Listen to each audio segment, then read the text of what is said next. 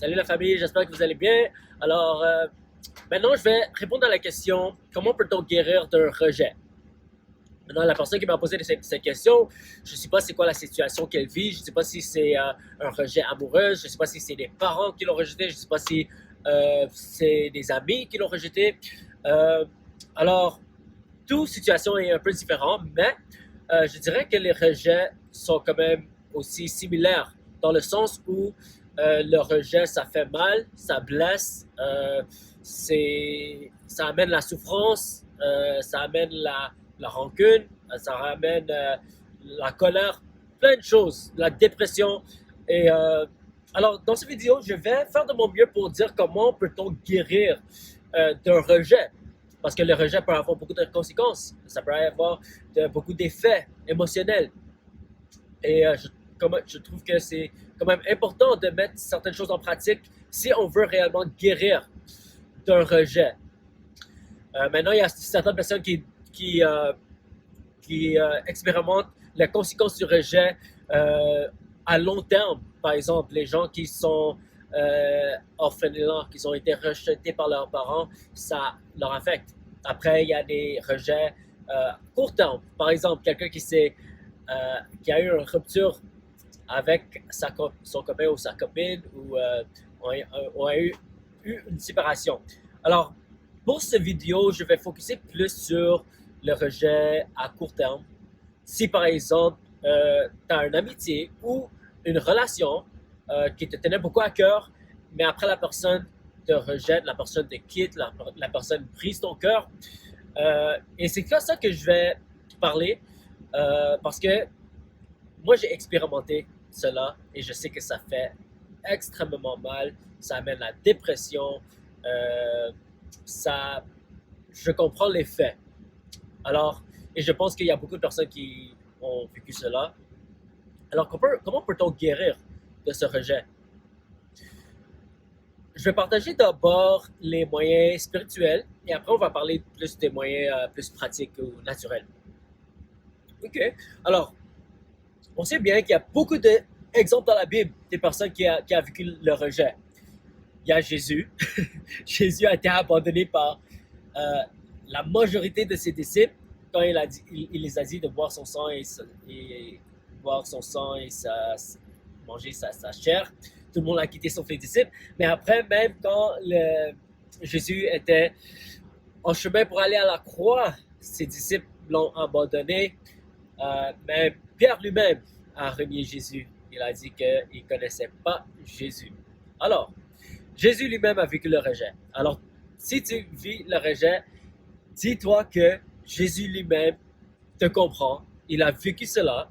Il peut s'identifier avec toi. C'est pour ça que la Bible nous dit même qu'on n'a pas un prêtre qui ne peut pas s'identifier avec nous ou avoir le sympathie pour nous. Désolé parce que je traduis d'anglais en français, alors peut-être c'est pas totalement correct là. Mais la Bible nous dit que Jésus a vécu tout ce qu'on a vécu, il a vécu toutes les tentations qu'on a vécues, et je dirais qu'il a même vécu le rejet qu'on a vécu. Même ces sentiments de dépression, de sentir seul. Jésus a vécu cela. Et je dirais qu'il a vécu même pire que nous. Alors, première chose, la Bible nous dit de déposer tes fardeaux au Seigneur. Dépose tes fardeaux. Tout ça peut être lourd, la douleur, la haine, la dépression, la solitude. Viens au pied du Seigneur, crie à Dieu, pleure à Dieu. C'est correct de pleurer. Et dépose tout cela devant le Seigneur. Et la Bible nous dit que Jésus va porter nos douleurs. Jésus va guérir nos cœurs. Il est venu pour guérir les cœurs brisés. Jésus lui-même a dit ça. Jésus est venu pour guérir les cœurs brisés. Alors, toi, tu peux être guéri par Jésus lui-même. Si on prend l'exemple de David, David a été rejeté. Regarde ce qui s'est passé à David. David, quand il est revenu chez lui. Il y a eu un incident, j'ai oublié c'était où exactement, où on a kidnappé toute sa famille et la famille de ses soldats. C'était tous kidnappés, imagine ça. Ta femme, tes enfants, ta famille, tous kidnappés. Et il était là avec ses soldats. Et après, même ses soldats, ils voulaient tuer, si je ne me trompe pas, il voulait tuer David ou il voulait le rejeter. Imagine le sentiment que David aurait. Il a perdu sa femme, ses enfants, sa famille, et même ses soldats sont en train de le rejeter. Mais la Bible nous dit quoi? La Bible nous dit qu'il s'est fortifié dans le Seigneur, il s'est encouragé dans le Seigneur. Alors, ça c'est un principe qu'on devrait utiliser. Même quand on est rejeté, même quand on est seul, on n'est pas vraiment seul, parce que Dieu est là. Dieu est avec nous. Dieu est toujours disponible pour nous. Il t'offre toujours son épaule pour que tu pleures sur ses épaules. Je ne sais pas si ça s'est dit en français, mais c'est une expression en anglais. Il est toujours là, disponible. Et voilà. Il faut déposer tes fardeaux sur le Seigneur. Il faut venir à Dieu comme tu es. Il faut être sincère avec lui. Simplement lui dire comment tu te sens. Et Dieu peut te guérir surnaturellement. Si on lit même les psaumes, c'est un psaume les psaumes sont très émotionnels. David, on peut sentir la souffrance de David, la dépression de David, le sentiment de rejet de David, la peur de David. Et Dieu déverse son cœur devant le Seigneur. Même quand il a péché, imagine le sentiment de douleur, le sentiment de honte, de dépression même qu'elle a ressenti. Mais David a parlé à Dieu avec transparence. Il a exposé son cœur. Il a dit, j'ai péché contre toi. Seulement contre toi, j'ai péché, je n'ai pas d'excuse. Et il pleure devant le Seigneur. Il dit, Dieu, aide-moi. Plusieurs fois, il dit, aide-moi, délivre-moi de mes ennemis. Mais après, il y a d'autres psaumes où on voit qu'il est dans la joie. Et une clé que David nous a donnée, j'ai oublié c'est quel psaume, mais il parle à son âme. Il parle à son âme. Ton âme, c'est quoi? Ton âme, c'est tes émotions. C'est ta volonté, tes émotions et tes pensées. C'est ça ton âme. David parle à son âme. Il dit, âme, loue le Seigneur. Âme, réjouis-toi dans le Seigneur. Alors, David commande à son âme, il parle à son âme. Alors, même quand tu vis le rejet, même quand tu vis la dépression, même quand tu te sens seul, même quand tu te sens dans la honte, la condamnation, quand il y a plein de mensonges qui viennent dans ta tête qui te dit que personne t'aime, que tu es rejeté, que tu n'as pas de valeur. Ça, c'est les mensonges, d'abord. Ça, c'est les mensonges du diable. Il faut prendre l'autorité sur ça. Et parfois, ça ne fait pas naturel. Parfois, même quand tu n'as pas envie de le faire, si tu veux vraiment surmonter et guérir et être libre de cette rejet, tu parles à ton âme. Tu dis, âme, tu vas louer le Seigneur. Âme, tu es guéri. Âme, tu vas réjouir. Tu dis, je ne suis pas rejeté parce que Jésus est avec moi. Dieu vit en moi. Dieu m'aime. Je suis enfant de Dieu. Tu proclames la parole de Dieu sur toi. Je suis une nouvelle créature en Jésus-Christ. Alors parfois, il faut prendre l'autorité sur notre âme. Et c'est ça un clé que David a utilisé. Tu vois, David a souffert tellement dans sa vie. Mais si on lit les psaumes, David loue le Seigneur. David loue, il prend autorité sur son âme malgré toute la souffrance qu'il a vécue. La Bible nous dit qu'il était un homme selon le cœur de Dieu. Il était un homme de louange. Et quand on a cet esprit de gratitude, cet esprit de reconnaissance, ça nous permet à vraiment réjouir malgré chaque situation. Parce que souvent, quand on est rejeté, quand on est dans la dépression, on oublie tout. et on veut rester dans notre souffrance. Mais je crois que si on met ces principes en pratique, regarde, on loue le Seigneur, on focus sur Dieu, on médite la parole, on renouvelle notre intelligence. Parce que c'est quoi les fruits de l'esprit? C'est la paix, la joie et la justice. Et si tu es né de nouveau, tu as l'esprit de la paix, la joie et la justice.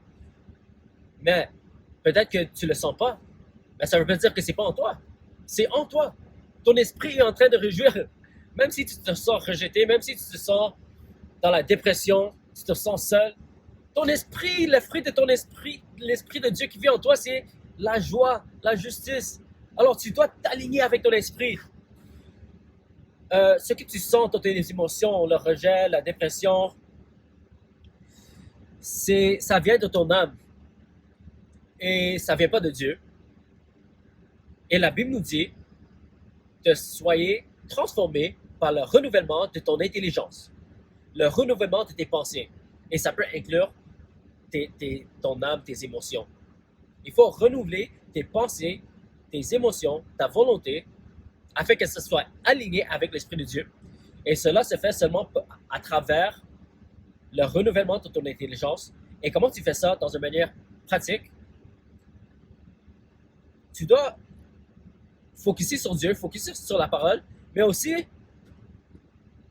si par exemple, tu as vécu une rupture, tu t'es séparé avec une fille ou un homme, un garçon. Si tu continues à regarder son profil, ok, regarde, je crois fortement que Dieu peut te délivrer de la dépression, de la rejet, surnaturellement.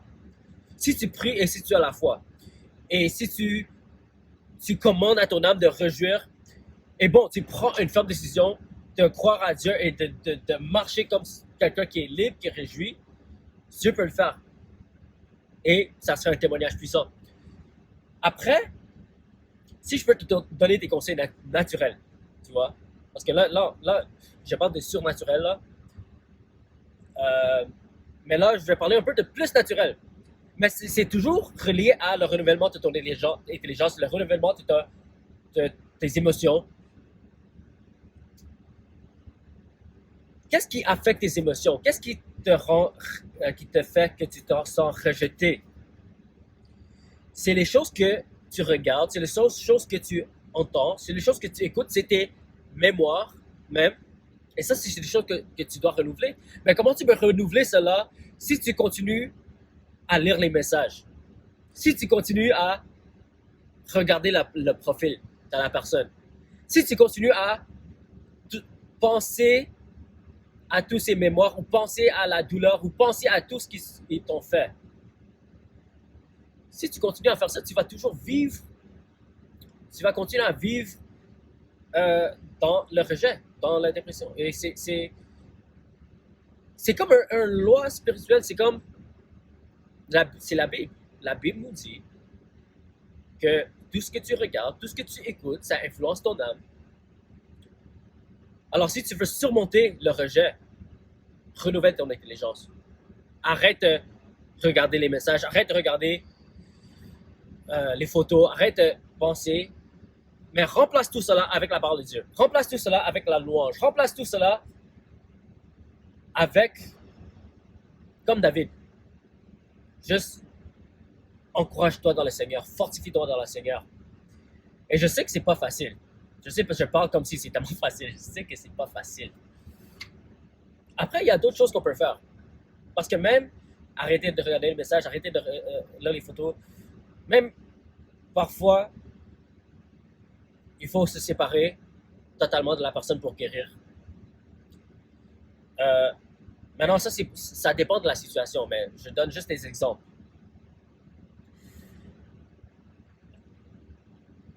Alors, voilà. Il faut renouveler ton intelligence. Une autre chose qui peut aider, il faut t'entourer. Il faut pas, quand tu es seul, c'est là où comme tu deviens vulnérable. C'est là où viennent les pensées suicidaires. C'est là où vient la dépression. Et je sais, la dépression, c'est la pire sentiment, je dirais que c'est comme l'enfer. C'est pire que la douleur physique, la dépression. Et pour surmonter cela, oui, tu dois renouveler ton intelligence. Oui, tu dois méditer la parole. Oui, tu dois commander à ton âme à louer le Seigneur. Mais aussi, il faut t'entourer avec des personnes, des bonnes personnes, pas des mauvaises personnes qui vont te faire t'éloigner de la volonté de Dieu. Entoure-toi avec des bonnes personnes. Entoure-toi avec des personnes qui peuvent t'encourager, qui peuvent prier pour toi. Si tu te vis dans une situation où tu sens le rejet, tu sens la dépression, occupe-toi à être entouré avec des personnes et reste pas dans ta bulle seul. Parce que souvent, on a envie de juste aller dans le coin ou dans notre lit et juste être dans notre bulle et juste pleurer. Et c'est correct de pleurer, c'est bien même de pleurer, c'est correct de pleurer. Même si tu es un homme, c'est bien de pleurer. Ça peut te faire du bien de pleurer. Okay? Et je t'encourage de pleurer. Ça fait du bien. Euh, euh, Accepte de vivre une période de deuil où tu déverses tout devant le Seigneur, tu pleures. Mais après cela, tu dois prendre certaines mesures pour vraiment éviter que tu retombes dans cette douleur ou ce sentiment de rejet ou la dépression. Comme je mentionnais, renouvelle ton intelligence. Médite la parole, prie, loue le Seigneur, commande à ton âme de louer le Seigneur. Mais tu peux même te lever, commencer à prier. Tu dis, je loue le Seigneur, je réjouis dans le Seigneur, je brise la dépression, je chasse toute dépression, je ne suis pas rejeté, je suis enfant de Dieu, je suis aimé, j'ai de la valeur, je suis une nouvelle création en Jésus-Christ. Ça aide, je te dis, ça aide, ça renouvelle ton intelligence. Même la définition de méditer la Bible, dans le grec et le hébreu, c'est de murmurer, de parler, c'est de proclamer la parole de Dieu. Proclame la parole de Dieu dans ta vie. Comme David. Proclame la parole de Dieu. Après, entoure-toi avec des personnes. Après, occupe-toi à faire des choses. Fais quelque chose. Mais bien sûr, quelque chose qui peut te bénéficier. Je ne sais pas si c'est une passion. Je ne sais pas si, bien sûr, les choses spirituelles, prier, méditer, aller à l'église, être entouré avec des frères et des sœurs, prier ensemble, passer du temps ensemble avec tes amis. Ça aide beaucoup. Et aussi parle avec quelqu'un. Tu peux parler avec quelqu'un. Oui, parle à Dieu d'abord, mais tu peux parler avec quelqu'un, un ami que tu as confiance. Et ça peut aider. Ça aide. Alors, voilà les conseils que je peux donner. Si tu vis le rejet, je sais que c'est pas facile, je sais que ça fait mal, je sais. Et quand moi j'ai vécu cela, je voudrais avoir ces solutions-là. Et même avec ces solutions, je sais que c'est pas facile et parfois ça peut prendre du temps, mais ça peut aider. Ça peut aider. Alors voilà ma suggestion, ma réponse à cette question. Je ne sais pas si j'ai oublié quelque chose, mais voilà, renouvelle ton intelligence, prie, déverse-toi devant le Seigneur, pleure devant le Seigneur. Après, commande à ton âme de louer le Seigneur, renouvelle ton intelligence. Si tu dois, arrête de penser à ces choses qui te rendent plus triste ou qui te fait sentir le rejet, la dépression. Il faut arrêter de regarder ces choses, que ce soit les messages, que ce soit les photos, que ce soit les mémoires, que ce soit même la personne. Et voilà, entoure-toi avec des bonnes personnes, reste occupé, reste pas dans ta maison seul à souffrir, mais surmonte cela avec ces clés que je t'ai données. Et voilà. Voilà ma réponse à cette question. Si vous avez d'autres questions, n'hésitez pas à m'écrire. Et que Dieu vous bénisse et on se revoit à la prochaine.